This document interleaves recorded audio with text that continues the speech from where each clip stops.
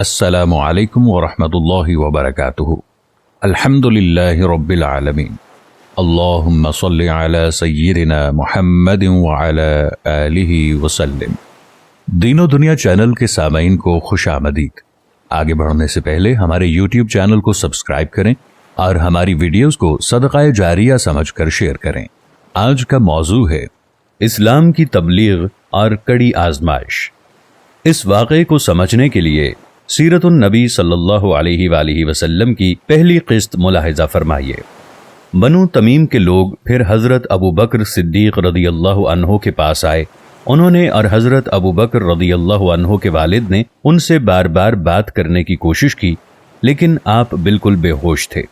آخر شام کے وقت کہیں جا کر آپ کو ہوش آیا اور بولنے کے قابل ہوئے۔ انہوں نے سب سے پہلے یہ پوچھا، حضرت صلی اللہ علیہ وآلہ وسلم کا کیا حال ہے؟ گھر میں موجود افراد نے ان کی اس بات کا کوئی جواب نہ دیا۔ ادھر حضرت ابو بکر صدیق رضی اللہ عنہ بار بار اپنا سوال دہرا رہے تھے۔ آخر ان کی والدہ نے کہا، اللہ کی قسم ہمیں تمہارے دوست کے بارے میں کچھ معلوم نہیں۔ یہ سن کر حضرت ابو بکر صدیق رضی اللہ عنہ نے فرمایا، اچھا تو پھر ام جمیل بنت خطاب کے پاس جائیں، ان سے حضرت صلی اللہ علیہ وآلہ وسلم کا حال دریافت کر کے مجھے بتائیں۔ ام جمیل رضی اللہ عنہا حضرت عمر رضی اللہ عنہ کی بہن تھیں، اسلام قبول کر چکی تھیں، لیکن ابھی تک اپنے اسلام کو چھپائے ہوئے تھیں۔ حضرت ابو بکر صدیق رضی اللہ عنہ کی والدہ ان کے پاس پہنچی۔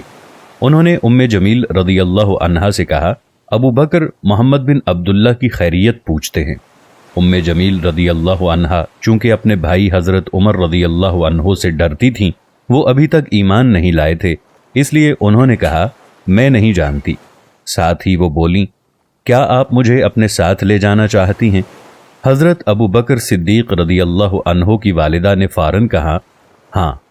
اب یہ دونوں وہاں سے حضرت ابو بکر صدیق رضی اللہ عنہ کے پاس آئیں۔ ام جمیل رضی اللہ عنہا نے ابو بکر صدیق رضی اللہ عنہ کو زخموں سے چور دیکھا تو چیخ پڑی، جن لوگوں نے تمہارے ساتھ یہ سلوک کیا ہے وہ یقیناً فاسق اور بدترین لوگ ہیں۔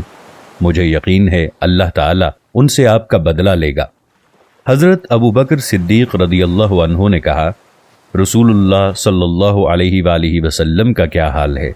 ام جمیل رضی اللہ عنہا ایسے لوگوں کے سامنے بات کرتے ہوئے ڈرتی تھیں جو ابھی ایمان نہیں لائے تھے، چنانچہ بولیں، یہاں آپ کی والدہ موجود ہیں۔ حضرت ابو بکر رضی اللہ عنہ فوراً بولے، ان کی طرف سے بے فکر رہیں، یہ آپ کا راز ظاہر نہیں کریں گی۔ اب ام جمیل رضی اللہ عنہا نے کہا، رسول اللہ صلی اللہ علیہ وسلم خیریت سے ہیں۔ ابو بکر صدیق رضی اللہ عنہ نے پوچھا، حضور صلی اللہ علیہ وسلم اس وقت کہاں ہیں؟ ام جمیل نے فرمایا، دار ارقم میں۔ یہ سن کر حضرت ابو بکر صدیق رضی اللہ عنہ بولے، اللہ کی قسم میں اس وقت تک نہ کچھ کھاؤں گا نہ پیوں گا جب تک کہ میں رسول اللہ صلی اللہ علیہ وسلم سے مل نہ لوں۔ ان دونوں نے کچھ دیر انتظار کیا تاکہ باہر سکون ہو جائے۔ آخر یہ دونوں انہیں سہارا دے کر لے چلیں اور دار ارقم پہنچ گئیں۔ جو ہی نبی اکرم صلی اللہ علیہ وسلم نے حضرت ابو بکر رضی اللہ عنہ کی یہ حالت دیکھی تو آپ کو بے حد صدمہ ہوا۔ آپ نے آگے بڑھ کر ابو بکر رضی اللہ عنہ کو گلے سے لگا لیا، انہیں بوسہ دیا۔ باقی مسلمانوں نے بھی انہیں گلے سے لگایا اور بوسہ دیا۔ پھر حضرت ابو بکر صدیق رضی اللہ عنہ نے آپ صلی اللہ علیہ وسلم سے عرض کیا، آپ پر میرے ماں باپ قربان ہوں، اے اللہ کے رسول، مجھے کچھ تو نہیں ہوا سوائے اس کے کہ میرے چہرے پر چوٹیں آئی ہیں، یہ میری والدہ میرے ساتھ آئی ہیں، ممکن ہے اللہ تعالیٰ آپ کے طفیل انہیں جہنم کی آگ سے بچا لے۔ نبی کریم صلی اللہ علیہ وسلم نے ان کی والدہ کے لیے دعا فرمائی، پھر انہیں اسلام کی دعوت دی۔ وہ اسی وقت ایمان لے آئیں، جس سے ابو بکر صدیق رضی اللہ عنہ اور تمام صحابہ کو بے حد خوشی ہوئی۔ ایک روز صحابہ کرام نبی کریم صلی اللہ علیہ وسلم کے گرد جمع تھے۔